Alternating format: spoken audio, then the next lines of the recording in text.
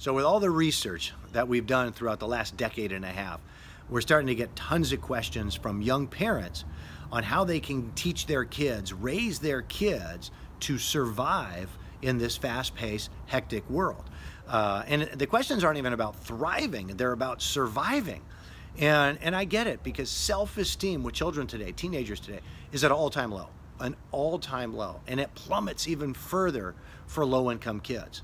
So my objective, and Jackie's, our whole projects and everything we do is all about how we can get children to thrive, to have them be self-empowered.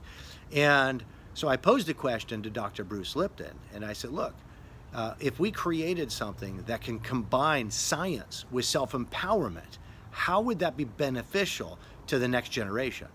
Listen to how he answers his question. The creator of Max Rhymes, Todd Courtney, mentioned you might collaborate on a new book series for tweeners age 8 through 12, with the purpose of blending science with self-empowerment. What is the benefit of this if the kids are past age 7? We have to go back and recognize this. The subconscious can learn programs at any age. Before age 7, the programming is really much more simple because it's actually in a state of theta brain function that these children are in. And brain theta is hypnosis. So it's real easy to say a story and boom, it gets really downloaded. But when a child passes 7, they can still learn new programs. And it really is based on their life experiences at this time. The more engaging the experience is, the more a child will tend to download this and make it part of a program. So can I affect a child's life after it's age 7? Everyone's life is affected after age 7. What did you learn at age 8 or 9 that you didn't learn at age 6? The fact is this, yes, you kept learning things. You learned new things. Hey, you learn how to drive a car and you're a heck of a lot older than age 7. And the answer is, in many of these cases, is practice and repetition to some degree. Well, the idea about this is when you're reading a book and the ideas are coming across, and the ideas start to make sense in a world, there's a point where a child will take its programs from experiences and start to put them together to make new programs. So I don't have to generate all new subconscious programs. What I have to do is really start connecting subconscious programs so that together they make a different story than if each program was read on its own. So is there a benefit to putting a book into perspective for older kids? Yes. Especially the book part is really good because the book part takes us into imagination. And if the story is really good, the imagination becomes a story that we remember. And as we start to remember, that means at some point there's some download that the memory of that story was in your life.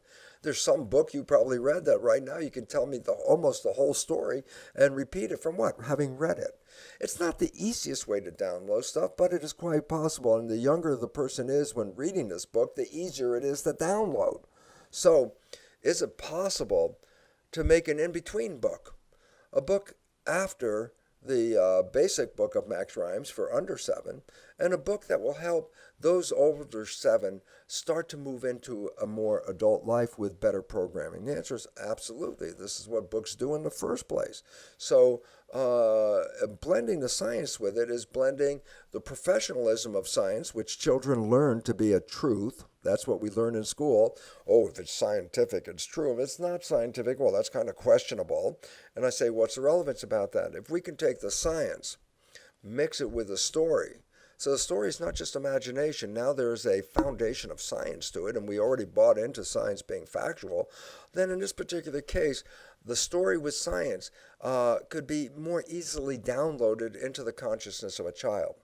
And again, children around 8 to 12 are still very impressionable at this point, even though around 12 they want to disconnect from you, the adults and the people around them say, after age 12, I'm an adult. That's when the serious teenage stuff starts kicking in, where they think they already know stuff and now are actually beginning to learn it, mainly by mistakes.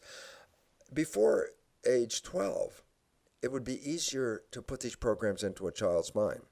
So if you can make a story and then say, oh, there's a science behind the story, because they're already beginning to understand that the language of truth is in some way tied to science, that somewhere a kid starts picking up as science is how it works. And so if we add the story and how it works together, it can vastly alter the behavior of those children between 8 and 12. So, yes, there's indeed a benefit for putting something in that's for older than 7 and not yet ready for 13-year-olds because there's another brain change at 13. A child between ages 8 and 12 is expressing a higher vibration in theta, that's the hypnosis state before age 7. They're expressing a vibration called consciousness, alpha consciousness. And alpha is calm consciousness. This is a much better time to put ideas into a child's mind because they're calm and they're ready to really take in things. By age 13, we kick up to a higher brain function called beta. That's the schoolroom focus consciousness. That's the work hard consciousness. So I say, well, age 0 to 7, grade 4, downloading straight into the subconscious mind. But between 8 and 12, in a period of calm consciousness, a child is also very receptive. And it can take a story idea that a younger child can see, but mixing it with a concept of science adds more impact to them because now it's like in that very early state of consciousness, they start to recognize there might be meaning and a point behind all this. And if you connect it with science, it will really ground it for them and they will take it in a lot easier. So there would be a great benefit to have something for the tweeners to engage with to facilitate their maturation. Not to wait to the age of 7 and end a program and say that's it. Because when a child is in 8 through 12, their calm consciousness is still receptive to a more rapid download than what happens when they become 13 and enter into beta frequencies of the mind. So yes, very good, important zone to offer children a break is new ideas introduced between the ages of 8 and 12.